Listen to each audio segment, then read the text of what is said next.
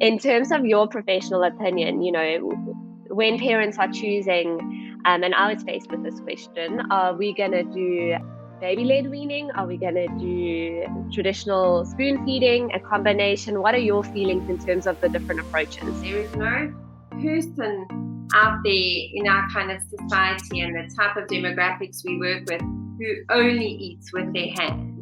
There is utensils, and there are types of foods that need to be eaten with the spoon, and so it is a skill that we do want our babies to learn. I'm very passionate about responsive feeding and a baby leading the journey where you're giving your baby the skills to both do spoon as well as handheld. That leads me to my next question. How much and how often should we be offering Kyla solids now? Do we go straight to 3 sort of opportunities a day because that's your 3 main meals? How much is too little? How much is too much? What is your guidance in terms of that?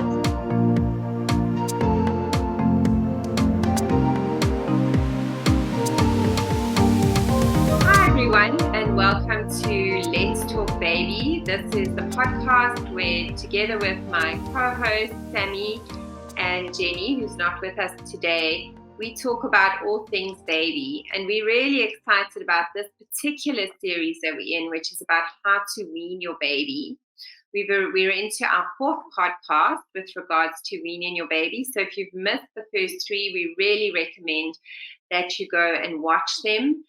We had a fantastic one with a pediatric physio on how to position your baby for feeding, and that's really helpful. So if you're planning to get going with this weaning journey, we really recommend you go and watch that. And also to remember that feeding is more than just about nutrition. There's a lot of psychology and emotions that goes into feeding. And we went on a lovely journey and had a lovely podcast with Jenny, who's a pediatric psychologist, and she just helped Sammy and I unpack the realities of just food and emotion and just the journey of feeding. So we really recommend you go and watch that. But today I'm joined by Sammy. Hi, Sammy. Hi, Kath. Nice to see you again. Lovely to see you, and very excited to be starting this journey, hey? Yes, very, very exciting. Yeah, I think it's one of those that is exciting, but also nerve-wracking. Yeah, absolutely. And I'm just excited that you've been so willing to kind of open your home to the moms and dads out there, because I think it's one thing when professionals kind of tell you what to do and bring you the theory, but when you kind of live in it yourself, I think that really holds a lot of weight, and just that you understand the realities. And, so, thank you so much for just allowing us to take a peek into your world and into Kyla's world. We're very, very excited. Such a pleasure. I think, if anything along our journey can help a parent or encourage a parent, then that's exactly the goal. So yeah, more than happy to share our journey. So before we jump in, and I know you've got lots of questions for me, because this is really what to do, how to do it.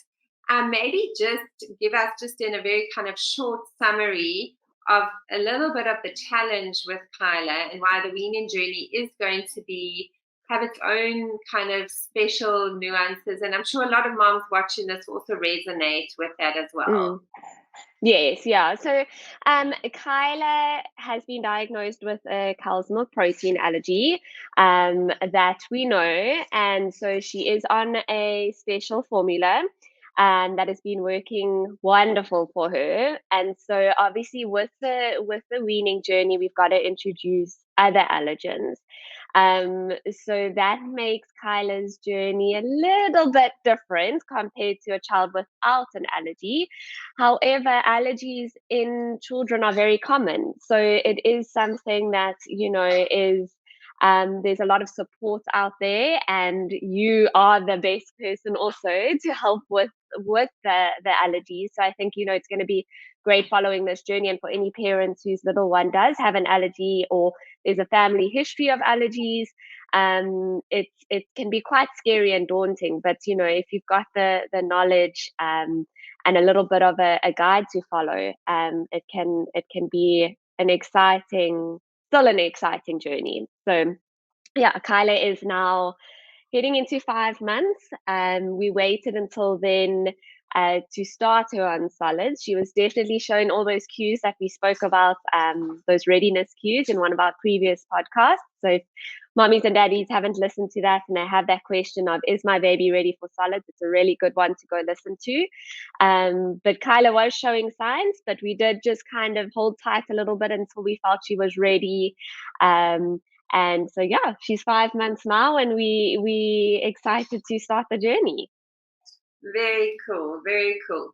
So do you want to just jump in and ask your questions, and let's just kind of give the information to moms as we journey this together, because I have been helping you from the beginning, which has been so special for me and such a privilege. And so I think, let's just let the moms and dads into our space where we talk regularly about your girl.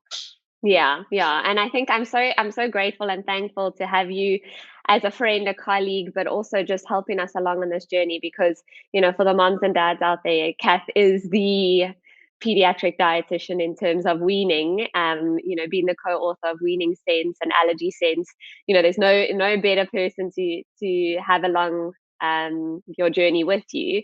So Kath, I think let's start off with, there's again so much noise around weaning. It can be very overwhelming.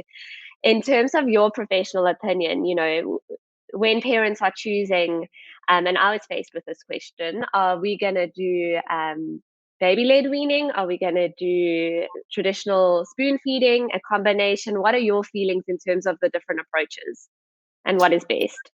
Yeah, I love that. Thanks for that question, because it's a question we talked about a lot, but it's something I feel very passionate about, in that I don't think we have to create two camps, them versus us. And I think joining together both is so important, because at the end of the day, if you look, I always say, look at where you're heading, look at the long-term picture, what you're creating. There is no person out there in our kind of society and the type of demographics we work with who only eats with their hands. There is utensils, and there are types of foods that need to be eaten with a spoon. And so it is a skill that we do want our babies to learn. But at the same time, having said that, I'm very passionate about responsive feeding and a baby leading the journey and guiding how they're doing on the journey, with the help of mom and dad. So they are too little just to be left to their own devices, given a whole lot of food and just kind of told to figure it out. So that's not baby-led weaning. That's not what we're advocating, but definitely combining the two, where you're giving your baby the skills to both do a spoon as well as handheld, and experiencing textures and touching and just having fun with it is so, so important. So that's what I would really suggest, that you start with, when you start her, that the mindset is you're going to get her engaged. And I know, this is also your area of expertise as well, with regards to, and you can also just kind of maybe just give a bit of guidance into how that looks practically. And let's use, for example, the starting food I would love you to start with would be, for example, butternut. I think that would be a really fun food. It's colorful, it's bright. So we do want food to look different to milk. It's a different experience. It's not like just kind of giving this bowl of cereal loaded with the milk the baby's, used to. And they don't really get anything other than just a slight change in texture. So I really, really encourage starting with a seasonal fruit or veggie that is easy to find, doesn't have to be expensive. It's easy to cook, so you can steam it, and then you start with it. So I don't know if you would describe to moms how you would start using that combination. Yeah. So definitely we're going to follow a combination approach. And using your example of the butternut, what you can do is create a lovely puree. And we'll probably start off with a smooth puree. Just to get Kyla accustomed to it, because obviously it's a new texture. And then also give her, some soft pieces of butternut, with the goal of not necessarily eating it, but just to explore it. So to see it in its actual form that like we would eat it in, and to kind of play and mush it, and that's kind of where your messy food play comes in. But then we've also got a little bit of control with the spoon feeding. So we're doing that combination that you're talking about. So that's the approach that we're going to follow. And I think it's also that you mentioned, you take your baby's lead. So we're going to kind of follow Kyla's cues. If we see she's really coping well with the baby-led weaning side, where it's more, foods in their more solid form, then we'll kind of go that route. But if we see, okay, that's more like plain, and we have to, in terms of getting the foods into her mouth, do more of a spoon feeding, then that's the route we'll go. It's really important to follow your baby's cues. You might have it in your mind you're going to do it a certain way, but maybe that way doesn't work for your baby, and you're going to have to be a little bit more flexible. Which is obviously very important in all spheres of having a little one, is that flexibility. Kath, you mentioned, a lot of people are not sure with their first foods, and you touched on it briefly, is having, an actual fruit or a vegetable versus the traditional baby cereal. What is your guidance in terms of that? So my concern always with baby cereal, besides that it can only be given in a bowl with a spoon, so you don't have the opportunity to give them both the options, of being very engaged in it. But my concern is that because it is fully starch, it's got very, very little fiber. And because you change in the baby's diet from a exclusive milk diet, whether it's exclusive breastfeeding or it's formula or combination, you are now changing your baby's diet where you add in solids into the mix, and that can potentially cause constipation. So when you add solids, you are going to get changes in stools. So what you want to do is, with fruit and veggies, you get to add very soft, soluble fibers that have got water as part of them.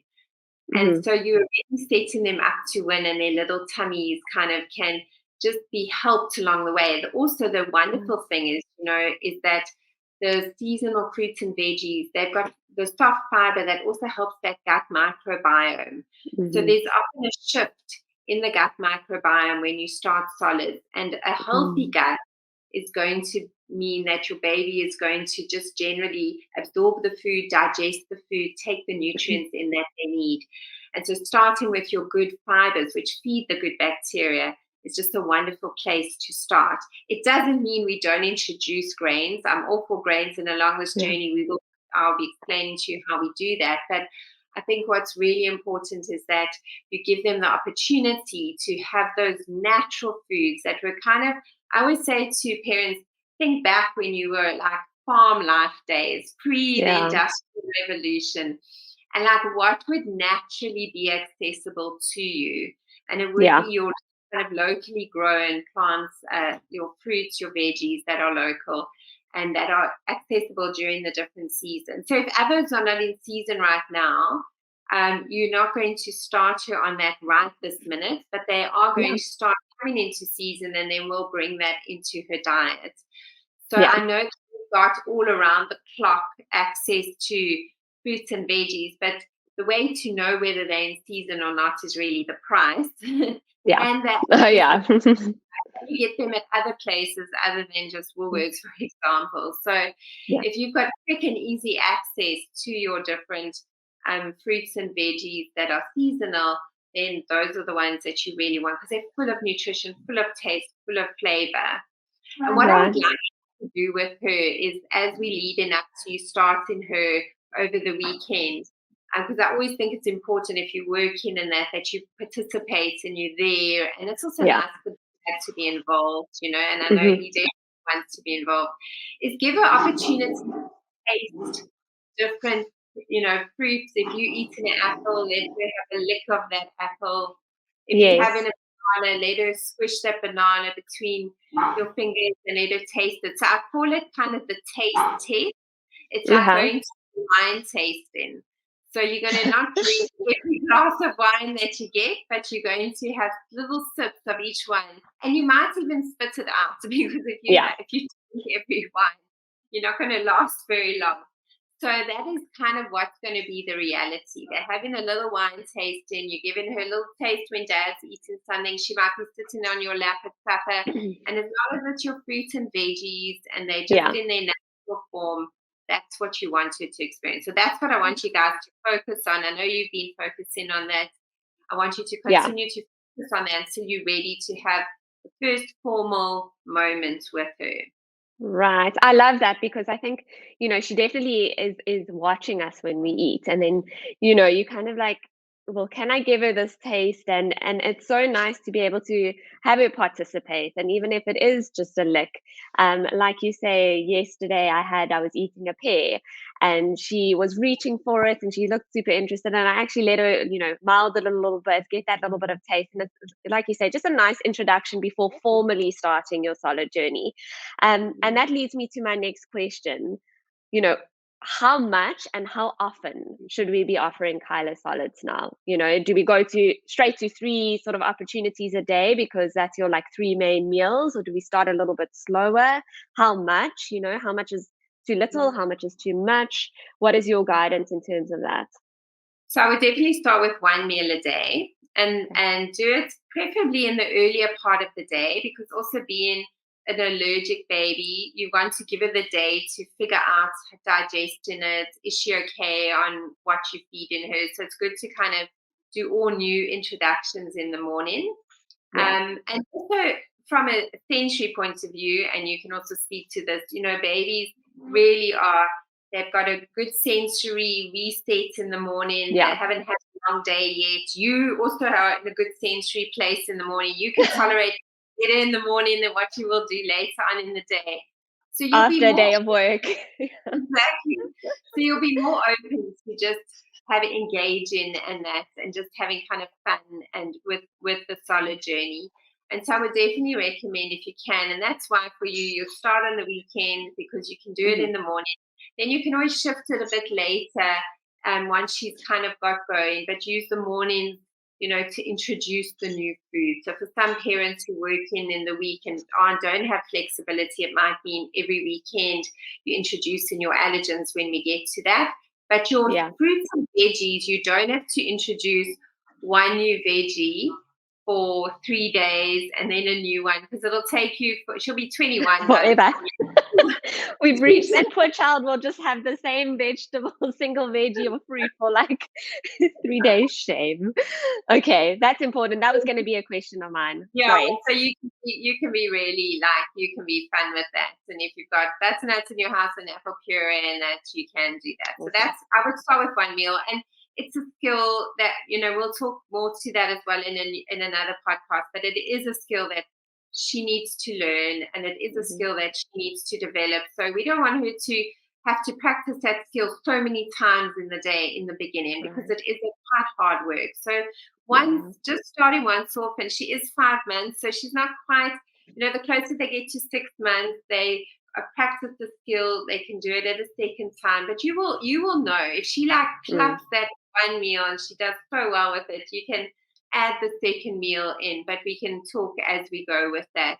And then quantity-wise with the puree, I normally just suggest so the reality is she might not get any really ingested. So, and she might, because some babies just are born to eat and they just manage so well. So I would make, from a puree point of view, anything between 1 to 2 tablespoons of puree, and then see how she manages. As she finishes that competently, you can go up by a tablespoon at a time. But remembering we're doing the combination, so she's also got that piece of butternut that she'll be mouthing, and she'll be engaging with her puree as well. So a lot's going to go on her hands and on the mat and all over the space. So it's going to be a while before she just neatly consumes that amount of puree. And she Right. might, like I say, show more lean in towards doing more finger food. So then you're going to be heading more in that direction. Or she may stick as a combo baby, and that's totally also fine and normal. Because Yeah. like I said, there are certain things that you can only eat with a spoon that she will need to try out. So we're never going to take that away from her, but we're never going to make it unpleasant for her. Right. So we're going to lead with that. So about 1 to 2 tablespoons, 1 meal a day, starting in the morning and starting with your seasonal fruits and veggies. Right. And I think that that's again so important what you mentioned there, Kath, is that she might at one meal not even really take anything in, and that's okay. At this stage, that's okay. Yeah, it's not for Okay. nutrition. And kind of just as my ending remark as we kind of close this podcast is that milk doesn't change. So I don't want you to adjust in her milk. I don't want you giving her less milk. If she's looking hungrier at the moment, give her a bit more milk. Okay, you're not rushing to get rid of milk. All your focus is now is teaching her the skill and the enjoyment of eating. If you start putting on that for calories and that she's got to get all of that in so that she's nourished, you're going to put a lot of pressure on feeding, and feeding right now just needs to be fun and developmental. So, amazing. So exciting, you can get going, and Thanks, we look Kath. forward to some videos that we will share with our audience of her eating journey, which is very, very exciting. Very exciting. Thanks, Kath. Your input today has been so helpful as a starting point. And not only has it helped me, but I'm sure it's going to help many mommies and daddies on how to start their weaning journey. So thanks so much.